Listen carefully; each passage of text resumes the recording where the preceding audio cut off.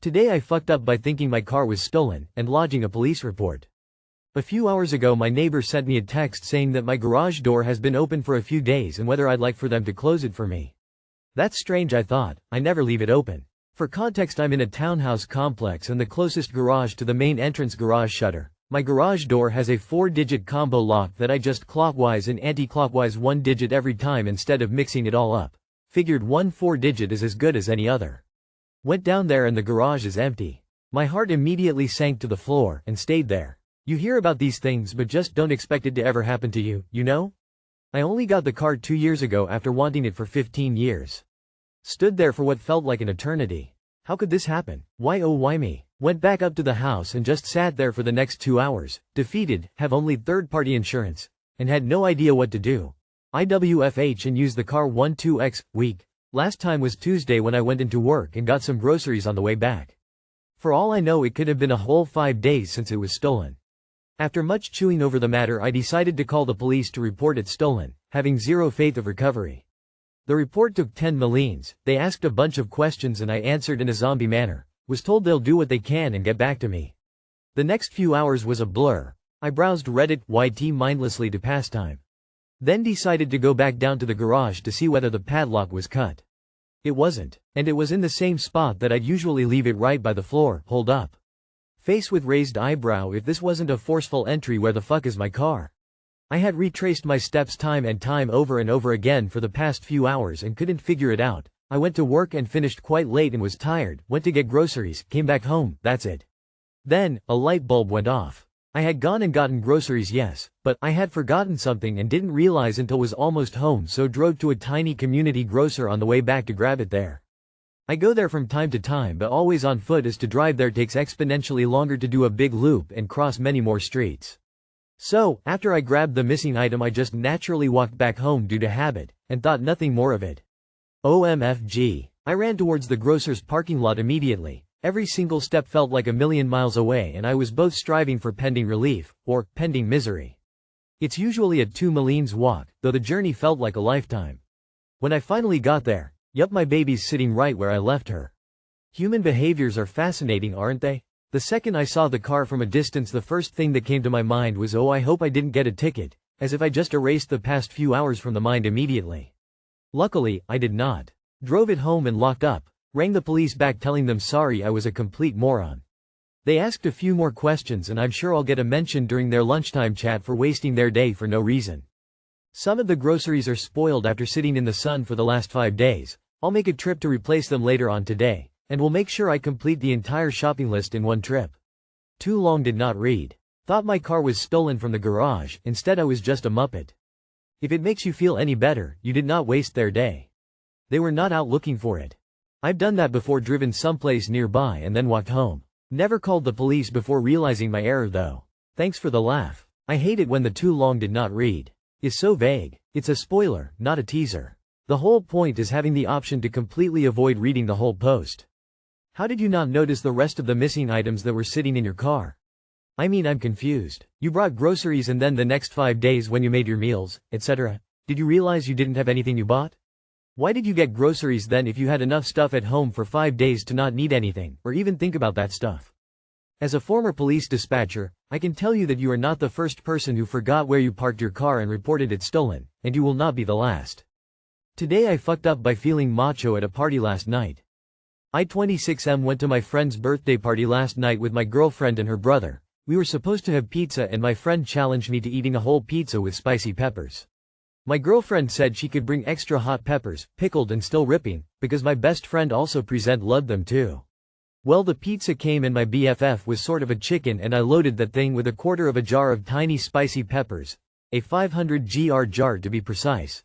Thing is, the pizza also came with some crazy hot jalapenos, slightly pickled but still crunchy. And I ate a few slices, drank well, had a great time and all, until, this morning at 9 o'clock my bowels sounded the alarm and I rushed to the toilet. I pushed a little and then I felt it, the nastiest sting of my life in the place only toilet paper, a suppository and some soapy fingers ever entered. I tried some things like gently wiping and using a showerhead, but that is my second foo. Bent down, the water went from the hole to my sack, and I'll skip the grueling pain part and let's just skip to where I now have a red mark on my sack. To make matters worse, every time the stinging subsided to the point where I could sit without pain, I had to go again. Currently this is round 3 at 15:20 and my girlfriend is half laughing half concerned. TLR ate too many spicy peppers that my girlfriend brought at a party and my ass stings like lava and a red rash on my sack because spicy water hit my sack. My lil bro once ordered a spicy pizza, but it wasn't very hot. The next week he went back in and told the pizza was mild as fuck and to make it as strong as possible. I don't know what they did to it, but he has had IBS since then and can't eat anything remotely spicy. Crazy hot jalapenos. If you've ever said this, the actually hot peppers just aren't for you. I think it's time for ice cubes up the pooper. The ol' ring stain. A tale as old as time. That's why you eat ice cream after spicy food. Come on, ice cream. Have you tried dipping your ass in milk? Today I fucked up by accidentally sending my boss a spicy meme meant for my best friend. So, this happened yesterday, and I'm still dying inside. I work for a pretty chill company, but my boss, Mark, is, how do I put this, very proper. Think tucked in shirts even on casual Friday. Yesterday, during a particularly boring Zoom meeting, my best friend texted me. We were joking about something unrelated, and she sent me a meme. You know, one of those spicy, borderline not safe for work memes that would make a nun blush. I laughed way harder than I should have, but the meeting was still going. So I decided to be sneaky and text her back while pretending to take notes. Except I didn't send it to her. I sent it to Mark. It took me exactly 3 seconds to realize my mistake, which was 3 seconds too late. The meme? It was a picture of a banana and a cucumber with the caption, "One of these is more useful, but the other gets more attention." Mark replied immediately, I think you sent this to the wrong person." I panicked. My brain short-circuited, and for some reason, I thought explaining it would help. I typed, "OMG, that was for my friend. We were talking about grocery shopping. Haha, sorry. Grocery shopping." Now Mark thinks I'm not only wildly inappropriate but also incapable of lying convincingly. The worst part? Today in our team meeting, he started with, "Let's get this meeting appealing," while making eye contact with me. I've never wanted the ground to swallow me whole so badly in my life. Too long did not read. Sent a spicy meme to my boss instead of my best friend. Now I might be the unofficial office banana expert. Mark sounds funny, ha. I think you're fine. The worst part is actually the best part. If he can joke about it, at least he doesn't take it too seriously. Mark sounds hilarious. Mark has a good sense of humor. Why were you sending the same meme back to your friend? You were just texting her back. But somehow you sent a meme, in a brand new text, to someone else, instead of replying? Sure, Jan. TBH, your cover is decent. It could work as a joke or an excuse, and honestly something like that you both just gotta paper over and forget anyway, so any even vaguely plausible excuse is good. Today I fucked up by locking myself out of my apartment completely naked. So, this happened after a work drinks event that went a lot too long. One moment, I was at the bar laughing with coworkers, and the next thing I remember was the sound of my apartment door clicking shut behind me. That familiar oh no feeling hit me like a freight train as I instinctively reached for my pockets and slapped bare skin. Yup, I was stark naked. There I was, standing in the hallway of my apartment building with no keys, no phone, no memory of how I got there, and definitely no dignity. It could have been 10 p.m., 2 a.m., or even mid-morning for all I knew. There were no windows, no clues, just my mortifying reality. I started weighing my options. Option 1.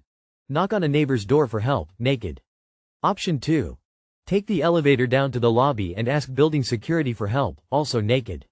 Both options felt equally horrifying, so I just stood there, mentally spiraling and trying to figure out how I'd hit rock bottom so efficiently. Then, like a beacon of hope, I spotted the emergency call button in the elevator. This was my way out. I pressed it and got connected to a lift operator. She asked what kind of issue I was having, and I, utterly defeated, explained that I wasn't trapped in the elevator but was instead trapped outside my apartment. Naked, and in need of help. To her credit, she was surprisingly professional and said she'd contact building management for me. I waited in the hallway, exposed and humiliated, for what felt like forever until she got back to me. Sorry, no one's answering. I was back to square one. Naked, helpless, pacing the hallway like a madman. Another 10 minutes passed before I tried the emergency phone again. This time, she came back with good news. Someone from security was on their way up. When the elevator finally dinged, my savior appeared, a very well-built security guard. At first, he looked in the opposite direction, probably expecting a normal, clothed tenant in distress. Then he turned and saw me, naked, trying my best to cover myself with my hands. Without missing a beat, he sighed, shielded his eyes, and walked toward me, shaking his head and jingling his keys. As I tried to explain myself, he cut me off mid-sentence with a firm, "I don't want to know." Normally, building policy requires ID or proof of residence, but I guess he decided it wasn't worth prolonging the situation. He unlocked my door, still shielding his eyes, and walked away muttering something under his breath. Now, I see him almost every day. I can't bring myself to make eye contact, and I'm sure he's equally happy to avoid me. Needless to say, I no longer drink to excess. The end. Too long did not read. Got blackout drunk at a work event, somehow ended up locked out of my apartment completely naked. Had to call the elevator emergency line for help, and now I can't make eye contact with the security guard who saved me. I would rather die than be seen naked, so while your story is funny, it is also horrifying. I think this is my only unreasonable phobia since childhood. Thank you for making it come true. At least buy the guard a pack of cookies. You might want to examine your relationship with alcohol. Similar thing happened too. I'm male and was wearing boxer shorts only, but I had moved to a different city that day and I was trying to find an open Wi-Fi network on my laptop. I didn't think about the elevator button, so I hid my laptop in a fire hose cupboard and walked 1 kilometer to a payphone to call my mom, who had to call an old work colleague to get the phone number of my new boss. Eventually a new work colleague picked me up because the new boss had been drinking, and the new work colleague gave me a t-shirt and let me sleep at his place overnight. Had to pay a locksmith the next day to get back in. Too long did not read. Locked out in underwear in new city. Everyone at both my old job and new job never let me forget. I have always had the fear of doing this in a hotel, and I stayed in hotels and motels a lot when I was younger. I blame Rowan Atkinson for this fear due to his Mr. Bean sketch where Mr. Bean gets locked out of his room while naked. Lol.